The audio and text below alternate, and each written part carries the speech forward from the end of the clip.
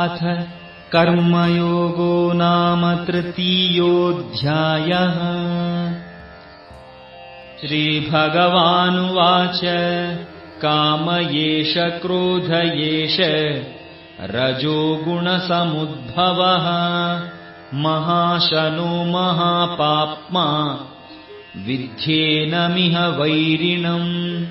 श्रीभगवानुवाच काम एष क्रोध एष रजोगुणसमुद्भवः महाशनो महापाप्मा विद्धेनमिह वैरिणम्।